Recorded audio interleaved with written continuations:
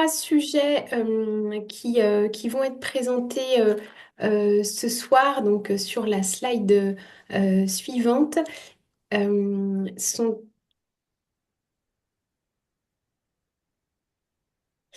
Voilà, donc en premier lieu, nous allons vous parler du téléservice Asafo, qui est un outil sur les fausses ordonnances. On présentera ensuite le nouveau téléservice d'accompagnement à la prescription.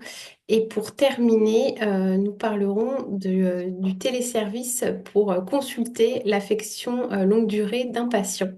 Et donc, comme je le disais, il y aura systématiquement des démonstrations avec donc notamment Docteur Besançon et Madame Buisson qui interviendront sur ces sujets.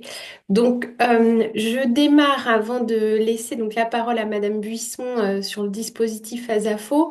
En quelques mots, cet outil, il s'inscrit dans un contexte international de trafic de médicaments et de circulation de fausses ordonnances qui se développent et qu'on voit vraiment augmenter. Donc, sur la slide suivante, vous avez donc les deux objectifs de cet outil Asafo qui fonctionne vraiment à double sens. C'est à la fois un outil qui permet au CEPAM d'adresser toutes les fausses ordonnances avérées aux officines pharmaceutiques dans l'objectif que les officines ne délivrent pas les médicaments qui donc présentent des ordonnances similaires. Et dans l'autre sens, c'est aussi un outil qui permet aux officines et très récemment à d'autres professionnels de santé de signaler à l'assurance maladie des fausses ordonnances avérées ou des suspicions frauduleuses. Euh, donc cet outil, il est récent au niveau national puisqu'il est déployé depuis cet été, mais il existait déjà en Île-de-France, donc il n'est pas tout à fait nouveau pour les franciliens, et ce qui nous donne aussi un petit peu de recul sur l'utilisation de cet outil.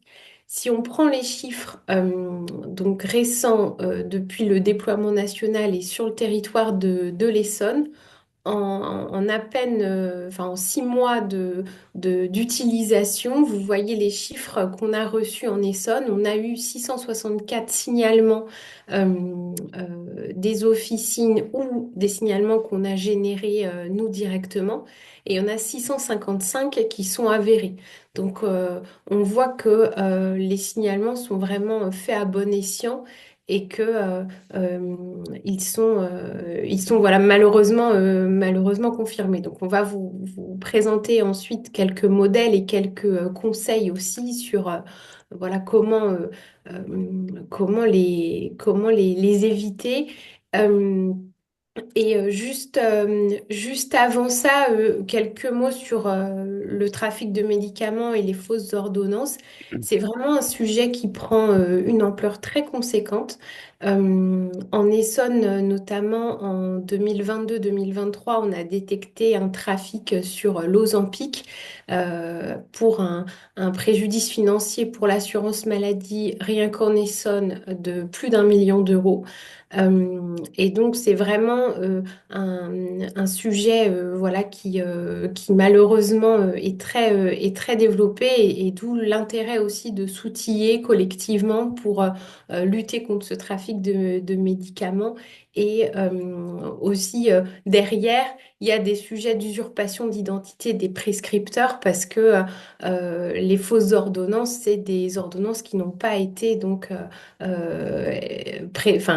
rédigé par le prescripteur. Et donc, il y a derrière aussi le sujet de l'usurpation d'identité du prescripteur dont il faut se protéger. Et donc, tous les téléservices et la sécurisation de la prescription aussi permettent de se protéger contre ces usurpations d'identité dans la prescription. Alors, Je... C'est je toi vais qui compléter. complète, Ouais, Laurent? c'est moi. Alors, juste pour compléter, parce qu'on a eu les chiffres vraiment aujourd'hui, au niveau national, on a eu entre le 1er août 2024 et le 3 février 2025, 6444 signalements et 75% de ces signalements étaient avérés. Donc, ça veut dire que voilà, c'était vraiment des fausses ordonnances. Donc, voilà, le trois quarts des signalements des pharmaciens sont des signalements avérés. Sur la slide après, c'est alors juste une introduction à la démonstration. C'est juste pour vous dire que l'accès à Asafo se fait par CPS et ICPS. Il est possible de faire une délégation avec la CPE du salarié, donc de préparateur en pharmacie. Mais voilà, c'est forcément une CPS, ICPS, c'est pas par login et mot de passe. Donc, le pharmacien peut bien sûr consulter la liste des ordonnances confirmées frauduleuses dans toute la France, puisque c'est un outil qui est national, ou déclarer la suspicion de fausse ordonnance après l'avoir vue avec le prescripteur ou pas depuis l'outil Asafo. Et j'ai ajouté effectivement qu'il y a une indemnisation voilà, au niveau de la ROSP pharmacie par rapport à la connexion. Sur la vue d'après, en échange de bonnes pratiques, donc, en cas de doute pour une ordonnance, bien sûr, le pharmacien échange avec le prescripteur pour authentifier auprès de lui la prescription. Si l'ordonnance est déclarée fausse par le prescripteur, dans ces cas-là, l'officine devra adresser le signalement sur Asafo en ajoutant la mention fausse ordonnance authentifiée par le prescripteur. Donc ça, c'est important. C'est une mention qui rajoutera sur l'ordonnance quand il va la scanner. Et si le prescripteur n'est pas joignable, dans ces cas-là, eh bien, ce sont les services de l'assurance maladie qui vont mener les investigations et qui, alors c'est une nouveauté, vont envoyer un mail notamment au prescripteur pour lui demander d'authentifier la prescription sur Asafo. On verra avec Fabien comment effectivement on réalise cette opération assez simplement. Sur l'enregistrement des signalements, encore voilà, des petites astuces pour faciliter la recherche. On procède par l'enregistrement du NIR obligatoirement, puisque après, ça facilite la recherche. On indique le nom, prénom des assurés en majuscule et sans tiret. Et puis, il y a l'encadré prescription médicale qui doit être enrichi par l'officine. Une petite nouveauté pour faciliter la recherche et faciliter l'usage, le pharmacien et le médecin peuvent désormais consulter à partir d'une recherche par NIR. Donc ça, c'est vraiment tout nouveau, ça date de cette semaine. Et après, c'est la démonstration de Madame Bisson. Ok, il va falloir m'autoriser le partage d'écran. Ouais, on Ouais, va allez-y, allez-y. Donc là, on a vu des ordonnances qui partent directement en judiciaire ou pas, ou c'est au médecin de déposer plainte en fait. C'est au médecin de déposer plainte parce que c'est lui la victime. D'accord. Ok. Mais il faut qu'il soit. Mais Victime de quoi? au bout de combien de Victime de temps quoi? de De, l'usurpation d'identité. Non, mais c'est quoi le préjudice pour le médecin? Bah, Bah, on a utilisé son nom et sa signature, enfin, c'est son identité pour produire un faux document. Moi, j'avais la notion que la tentative d'escroquerie à l'assurance maladie était aussi passible de poursuite. Oui, oui. Alors nous, quand on détecte en fait des circuits, comme des bandes organisées, ça nous arrive aussi, côté assurance maladie, de lancer des procédures pénales sur voilà, des circuits qu'on peut identifier. Mais on le fait sur les dossiers où il y a le plus d'ampleur. Et ça n'empêche pas que le médecin porte plainte par ailleurs de son côté. Et ça, ce que ça permet quand même, bah voilà, on ne sait pas trop, une fois qu'il y a eu une usurpation d'identité, pourquoi en fait aussi cette usurpation d'identité, elle est utilisée. Donc ça vous permet aussi, bah voilà, de montrer que c'est pas vous en fait qui êtes derrière ces prescriptions. Si tu veux contester ton ROSP, ce sera plus simple après. Dépose plainte. Je vois l'heure qui tourne, on peut peut-être faire la démonstration, Fabien, juste sur l'aspect prescription. Yes. J'avais Oui. juste une petite question. En fait, par rapport aux ordonnances justement numériques, moi, mon logiciel, il permet pas justement quand c'est une ordonnance sécurisée. Donc, c'est étonnant en fait ce que vous dites en fait qu'on peut faire que l'ordonnance sécurisée. Mon logiciel, il l'interdit en fait. Et vous pouvez pas faire d'ordonnance sécurisée, c'est ça? Non, c'est justement dès que c'est sécurisé, ça c'est interdit en fait. Ça l'interdit en fait. Ça met que c'est une ordonnance sécurisée qu'on peut pas le faire. Peut pas faire quoi? J'ai pas compris, docteur. On peut pas faire Une d'ordonnance prescription? numérique Ouais, c'est quand ça. c'est une ordonnance sécurisée. Ah si, Ah, Bah, ça dépend du ah, logiciel, je pense. ah oui, normalement, si on peut. C'est peut-être un paramétrage de votre éditeur, mais normalement on peut, hein. Parce que c'est la solution, bon, elle est déjà en cours. On préconise quand même de conserver le papier parce que tout le monde n'est pas équipé, les pharmaciens ne sont pas équipés, mais normalement vous pouvez la faire, hein. Après, si je peux me permettre, la Mm. plupart du temps, quand même, quand on fait une ordonnance sécurisée, la plupart des prescriptions on est censé indiquer la pharmacie de délivrance. Donc, on sait les pharmacies qui sont équipées. Enfin, moi, je sais que j'ai fait le tour des pharmacies justement pour pouvoir m'affranchir du papier et n'avoir plus que de la e-prescription.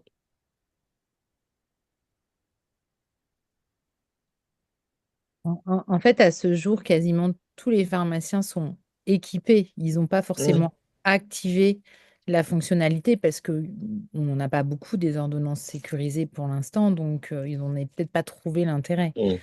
Mais les logiciels, Monsieur Couture, vous me coupez, hein, mais je crois il y en avait plus que un et ça doit être en cours pour être opérationnel. Oui, on a 15 éditeurs qui sont agréés par rapport au Ségur et ça couvre 95% du parc. Enfin, bien au-delà parce qu'on a Pharmagest qui trust en fait le monopole. Donc, on a quasiment tous les pharmacies qui potentiellement pourraient faire de la e-prescription, enfin, de la délivrance de la e-prescription. Ben voilà une bonne nouvelle. Fabien, on va peut-être juste regarder. Ouais. Donc, Bon, pour côté prescripteur, hein, c'est pas, ça va pas chercher bien loin, hein, surtout qu'en plus, moi, j'ai pour l'instant aucun signalement, mais je vous montre quand même. ouais. Du coup, c'est bon, vous voyez mon écran. Mhm. Du coup, là, je suis logué en ICPS, hein, donc ça fonctionne aussi avec la ICPS. Et dans l'encart qui concerne l'activité du médecin, ici, on va retrouver les fausses ordonnances, où dedans, il y aura les ordonnances qui ont été signalées et qu'il faut qu'on authentifie. Donc moi, j'en ai aucune pour l'instant, mais on a les nouveaux dossiers ou les dossiers déjà authentifiés qu'on peut sélectionner. Donc on retrouve ça effectivement dans notre espace pro, juste là. Alors, je veux bien récupérer le partage. Je vais juste vous montrer ce que ça donne en fait. Est-ce que moi, j'avais le PDF. Alors, attendez, je le récupère. Ah, voilà. Vous avez effectivement ici la possibilité de voir les nouveaux. Donc, les nouveaux, on a reçu le mail de l'assurance maladie. On clique sur le lien, on va sur Asafo comme a fait Fabien. Et vous avez effectivement ici les ordonnances à authentifier. Donc là, il n'y a qu'à cliquer ici pour voir l'ordonnance. Et c'est binaire, c'est oui ou c'est non. C'est une ordonnance qui est fausse ou pas fausse. Et ça arrive directement sur Asafo pour chez nous à la CEPAM. Et c'est mis directement dans l'outil. Et si vous cliquez ici, vous avez les ordonnances que vous avez déjà authentifiées. Donc vous aurez une liste ici qui s'afficherait. Je crois qu'elle est là. Voilà, comme ça.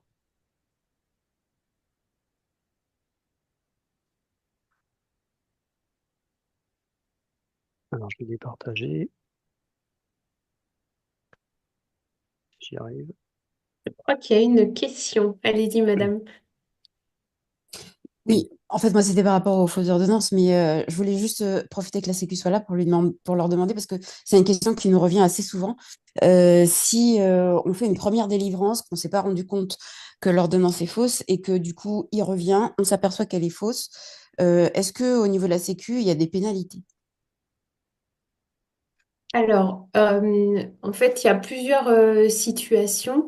Euh, Dans l'hypothèse où la fausse ordonnance, elle n'a jamais encore été signalée ni par un pharmacien, ni par un prescripteur, ni par l'assurance maladie, euh, et que la première fois vous délivrez et que c'est la seconde fois que vous allez signaler, bon, bah, il n'y aura pas de pénalité vers le pharmacien.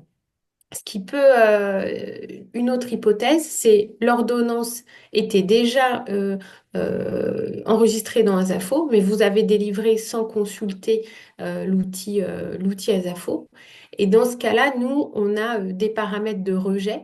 Et donc, si vous avez appliqué le tiers payant, par exemple, vous allez potentiellement avoir un rejet de votre facturation.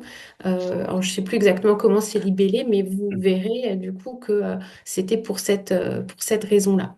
Après, si on constate que une pharmacie délivre, alors peut-être pas systématiquement, mais en fait contribue aussi au trafic de médicaments et finalement est aussi à l'origine de toutes ces délivrances, nous on va aussi s'apercevoir que se tromper, ne pas se rendre compte que c'est une fausse ordonnance une fois ou voilà, quelquefois ça arrive à tout le monde parce qu'on voit que les modèles sont de mieux en mieux faits.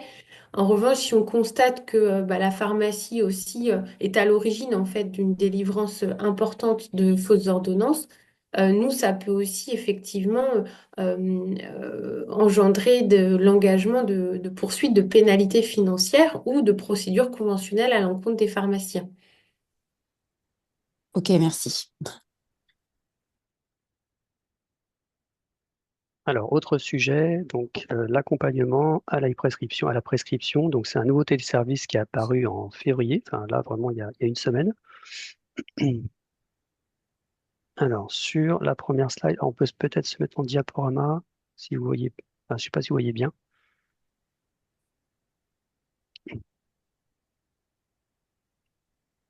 Alors, la prescription renforcée, donc APR, a été introduite dans la loi dans le plan de lutte contre la fraude de 2024.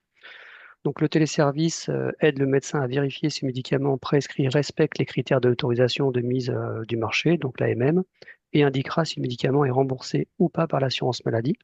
Donc, vous avez un logigramme décisionnel propre à chaque médicament, les médicaments antidiabétiques, et qui permet d'avoir un résultat immédiat, donc AMM ou hors AMM, donc remboursé ou pas remboursable par l'assurance maladie. Donc, le formulaire électronique devra être utilisé par tous les prescripteurs qui y ont accès. Donc, vous avez un résultat donc, qui est immédiat grâce à un algorithme de décision. Le volet 3 du formulaire qui tient lieu de justificatif et est destiné aux pharmaciens devra être imprimé par le prescripteur et donc remis au patient qui, avec l'ordonnance, justifiera effectivement de la délivrance des médicaments. Les données des téléservices sont transmises au service médical pour information et un contrôle ultérieur. Lorsque le formulaire ne peut pas être dématérialisé, il faudra utiliser la version papier qui n'est pas, comment dire, vous ne l'avez pas sur amili.fr, il faudra le télécharger ou le commander sur Amili Pro dès que ça sera possible.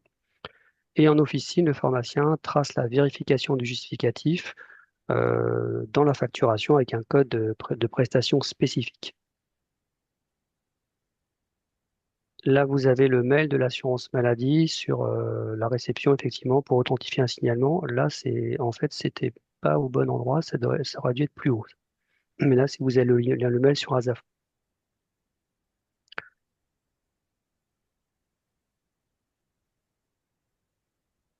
Alors, sur la démonstration, Fabien, je te laisse la main. Ouais, je reprends la main.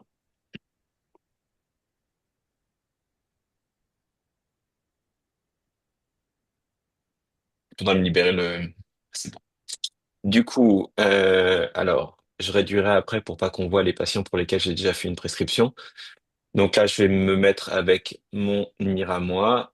Hop, et avant de valider, je réduis un petit peu. Donc ça se passe dans l'espace pro, hein, comme on le fait toujours. Hop, voilà. Mince. Zut, j'ai fait une bêtise. Du coup, là, je consulte je me suis connecté avec la carte vitale du patient, avec son numéro de sécu. Ici, on retrouve l'accompagnement à la prescription. Donc, c'est cet onglet-là qu'on va aller consulter. Alors, je montre un tout petit chouille pour cacher les patients qui vont apparaître. Voilà. Donc, ici, on va avoir l'historique de tous les patients pour lesquels j'ai déjà saisi un formulaire d'accompagnement à la prescription. Donc, on peut retrouver les anciens. Et là, je vais aller en créer un pour mon patient. Donc, en l'occurrence, pour moi. Hop. Donc, je redescends. Voilà, une fois qu'on est là, on va pouvoir les créer un accompagnement à la prescription. On va aller choisir le médicament qui est concerné, donc par exemple de l'Ozempic. Et là, je vais avoir une série de questions qui va permettre de déterminer si c'est dans le cadre de l'AMM ou hors AMM. Donc, le patient est-il atteint d'un diabète de type 2 insuffisamment contrôlé? Oui ou non. L'Ozempic est prescrit dans une des situations suivantes, en association avec d'autres médicaments, en monothérapie ou autre. Donc là, je vais pas le valider parce que sinon, je sais pas si j'ai jamais essayé, je sais pas si on peut supprimer un accompagnement à la prescription. Non, pas le supprimer. On Tu peut ne pas le peux supprimer. supprimer. Et Ouais, ben du tu es coup, obligé je vais d'en pas. recréer, t'es obligé d'en recréer un autre. Ouais. Bon, Moi, ceci dit, je n'irai pas à la j'ai un pharmacie avec, hein, donc il n'y aura pas de souci. Mais voilà, l'idée c'est qu'on arrive ici et une fois que c'est validé, on va avoir un formulaire qu'on pourra télécharger, imprimer et signer et remettre au patient. Si j'ai bien compris, il est également télétransmis directement à l'assurance maladie en parallèle. Et on pourra retrouver, comme je vous l'ai montré tout à l'heure, tous les accompagnements qu'on a déjà faits pour les réimprimer si jamais le patient les a perdus.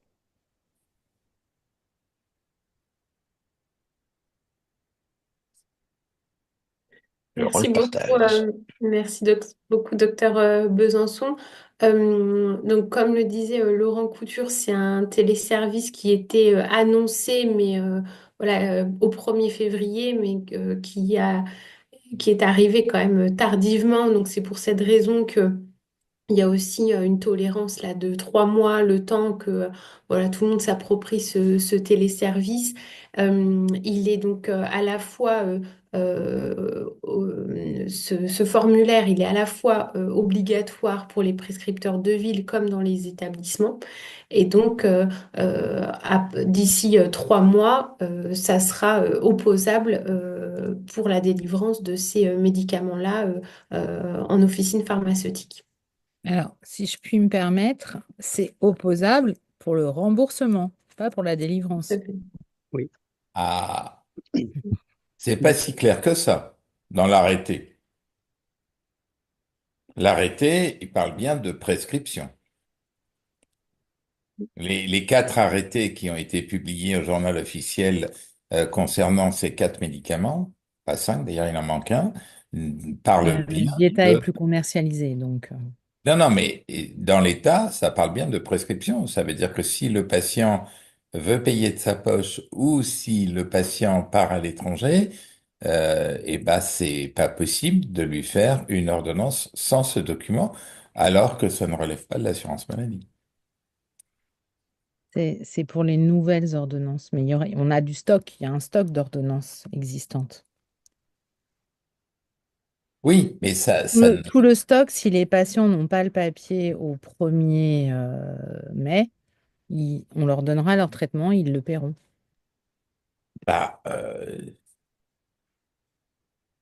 sur un plan réglementaire, qu'en pense l'assurance maladie? Et deuxième point, ça veut dire que puisqu'on n'a pas les formulaires papier, ça veut dire que nos internes et une bonne partie de nos remplaçants ne peuvent pas prescrire de l'Olympique. C'est ça, hein? J'ai bien compris, hein? Bah, alors, en l'état Euh, actuel des choses, moi, je repasse oui. derrière mes internes et mes remplaçants pour faire pour faire l'accompagnement à la prescription dans un deuxième temps. Donc, ils font la prescription et derrière, moi, le lendemain, je passe ou le soir, je transmets le document à mes patients Ouais. Ouais, pour l'instant, il Pour n'y a une pas de ordonnance que délégation. tu n'as pas fait. d'une ordonnance que j'ai pas faite. Ouais. Alors, pour mes internes, c'est pas grave parce que c'est mes internes, ils Ouais. agissent par délégation, mais pour les remplaçants, c'est un peu. Mais les Donc, formulaires papier vont bientôt être disponibles à la commande. oui. Mais j'ai cru comprendre, je m'excuse Arnaud, je prends la parole juste avant toi, j'ai cru comprendre que au moins trois des syndicats représentatifs de médecins appelaient au boycott de cette mesure, dont on arrive quand même on arrive avec beaucoup de mal à trouver l'intérêt, puisque finalement toutes les informations là, vous les avez sur le patient. Donc, et puis en plus, il reste ce texte qui fait qu'on peut pas utiliser l'Ozempic s'il n'y a pas de la metformine prescrite avant. Donc, en monothérapie, on n'a pas le droit. Vous devriez pas les rembourser. Donc là, enfin, qu'est-ce qui vous manquait comme information pour nous amener à remplir un formulaire de plus? Bah, par exemple, Non rémunéré. Il prend une la- minute, ça prend une minute selon Monsieur Fato, mais et moi, ma minute, elle est à 3 euros. Donc, je vous fais cadeau de 3 euros à chaque fois que je fais une ordonnance. l'assurance, enfin, l'ACPAM n'a pas connaissance de la nature de l'ALD de la personne. On sait que la personne a une ALD ou n'en a pas, mais une fois que la personne a une ALD, on ne sait pas si elle est diabétique ou si c'est un autre type d'ALD. Ça, il y a uniquement le service médical qui dispose de cette information-là. Donc déjà, c'est une des informations qui nous manque. Après, voilà, On va Alors, pas. donc, vous venez de nous dire qu'on transmettait une information médicale, le patient a un diabète, à une personne qui n'était pas habilitée à Non, la lire. non, non, non, parce que comme le disait, je crois, docteur Besançon, en fait, lorsque vous validez le formulaire sur le téléservice, il y a un flux qui part au service médical pour des contrôles ultérieurs, mais pas en direct, en fait, du remboursement. Bah, c'est le même flux que celui de la LD. Le Alors service ça, médical connaît la LD du patient. oui, oui, oui. Oui, mais en pratique, c'est pas le service médical Qui paye. qui Mm. paye les remboursements. C'est comme quand vous faites un téléservice au niveau de la vie d'arrêt de travail, le volet 1 et 2 sont envoyés au service médical. Nous, on les a pas. On a le volet 3 qui permet de justifier un arrêt, mais on n'a pas le motif. Mais là, c'est pareil, en fait. Oui, j'entends bien. Ça veut dire que vous prenez une minute de mon temps pour transférer une information qui est au service au service médical.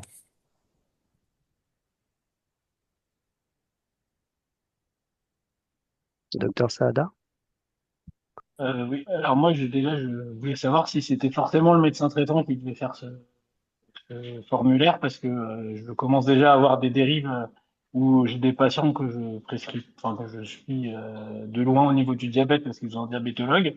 Les diabétologues commencent déjà à dire allez voir votre médecin traitant pour qu'il vous fasse ce formulaire, alors que moi, j'en sais pas plus que ça sur le diabète du patient, sans être enfin puriste, quoi. Donc voilà, ça c'est ma première question parce que c'est quand même important. Donc je sais pas ce que répond l'assurance Euh, maladie. Il n'y a pas de notion de médecin traitant, hein. Mm. Oui, mais ça nous fait comme les bons de transport, ça va Oui, recommencer pareil. Donc va falloir faire une information un peu, je pense, là-dessus. Deuxième chose, alors moi j'ai eu le service médical parce qu'il y a eu un bug en fait Mm. sur le premier jour où j'ai eu une prescription hors AMM alors que elle était dans l'AMM. Et ils sont toujours pas équipés en fait avec ils n'ont pas la fenêtre en fait hein, d'aide à la prescription et du coup il a même pas pu m'annuler mon formulaire en fait qui était erroné. Donc c'est un peu compliqué je trouve de pas pouvoir modifier ce formulaire quand il y a une erreur. Donc ça je sais pas, peut-être faire une remontée nationale. Donc moi j'ai dû créer un deuxième formulaire, ce que je disais à Fabien tout à l'heure justement. Mm. ben, on Bon. en parlera à Mm. l'ACTAM de voir si l'option de modification peut être ajoutée. Est-ce que je peux poser une question? Oui, Oui, ce formulaire, il faut l'éditer à chaque ordonnance ou juste une fois à la première prescription? c'est juste une fois par patient. D'accord. C'est Donc, pas une c'est fois pas par an, Madame forcément Lemarec? Une fois par an. C'est une fois par an, C'est il me une semble, fois non? par an, hein. C'est une fois par Ouais. an. une fois par an. Ok, merci. Je propose qu'on termine par le troisième sujet, voilà, sur la consultation des ALD.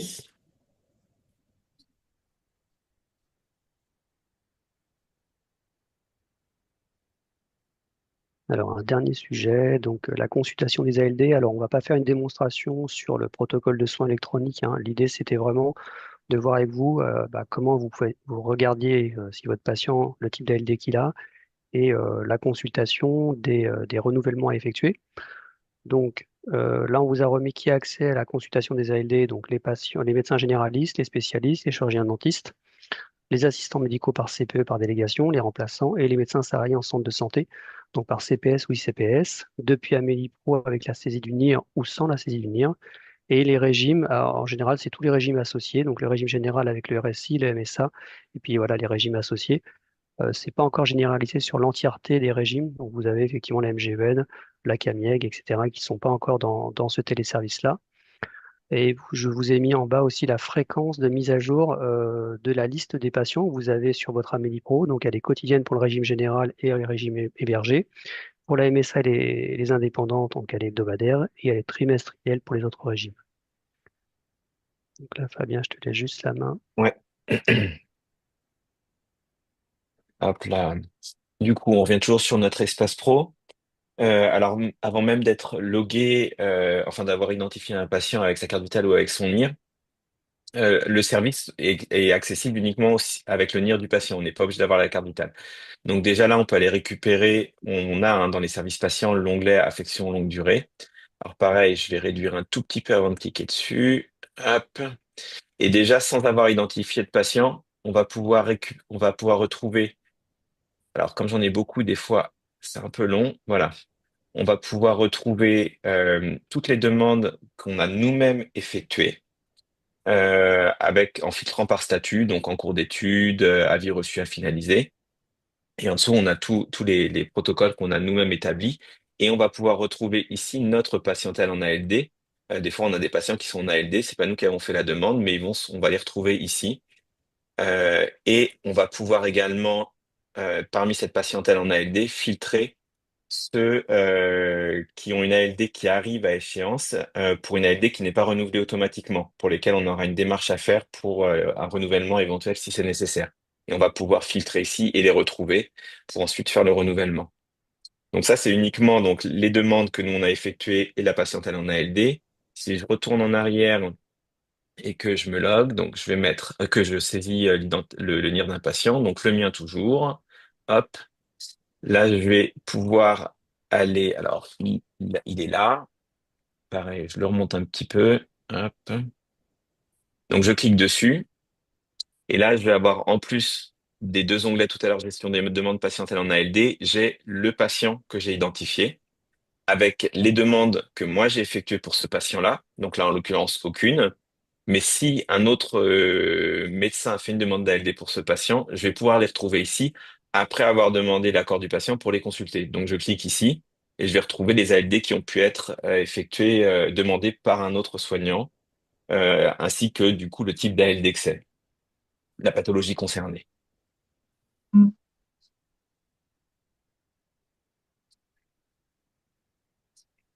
Avez-vous des questions sur ce dernier téléservice?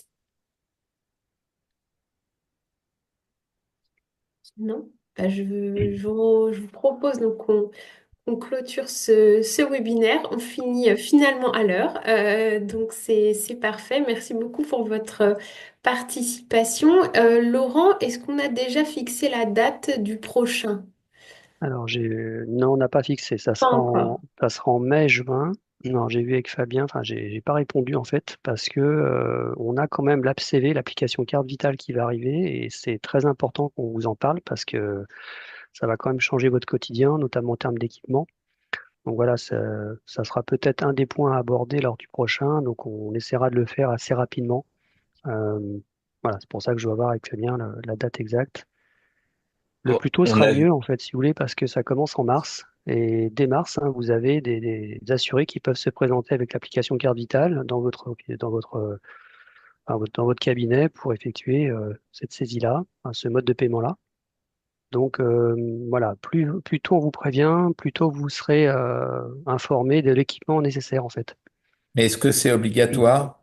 Non, c'est pas obligatoire, docteur. C'est juste une possibilité supplémentaire. La carte vitale physique reste toujours, mais vous avez effectivement la possibilité maintenant d'avoir la e-prescription pour ceux qui n'ont pas la carte physique parce qu'ils l'ont perdue, parce qu'ils n'ont pas avec eux. Ils ont toujours leur portable en général.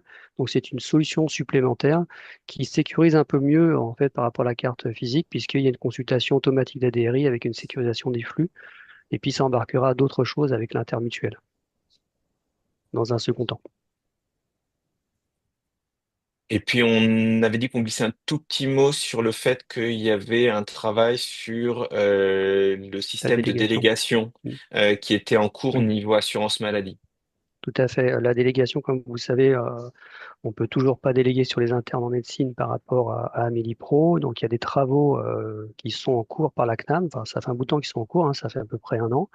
Donc, on attend qu'ils aboutissent et on fera effectivement un point par rapport à la délégation. Pour l'instant, c'est un peu prématuré. Mais l'idée, hein, vous comme pour nous, hein, c'est que vous puissiez déléguer à vos internes quand c'est possible de le faire, quand ils ont les droits et voilà, pour pouvoir utiliser les téléservices de l'assurance maladie. Est-ce que nous, on aura une application e-carte vitale professionnelle? Non, c'est pas prévu. Vous voulez Faire quoi avec l'application e-carte vitale? À pouvoir lire en visite, passer des cartes vitales avec un téléphone, un smartphone. Ah, d'accord. Ah, pour l'instant, c'est pas prévu. C'est juste pour les assurés, donc vous et moi. Et le QR code, en fait, il y a un QR code qui va s'afficher qui vous permettra effectivement avec un lecteur NFC ou un lecteur comme une douchette, de vérifier effectivement, de scanner la douchette et de récupérer les informations de l'appli RCV vers votre logiciel. Pour l'instant, c'est comme ça que ça fonctionne. C'est pas de portable à portable pour l'instant.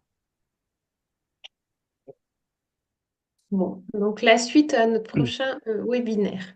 Début juin normalement. Bon, très bonne fin de journée à tous et à bientôt. À bientôt. Merci. Merci, à Bonne soirée bientôt. à tous. Bonne Merci. soirée. Merci, au revoir. Merci, bonne soirée à tous.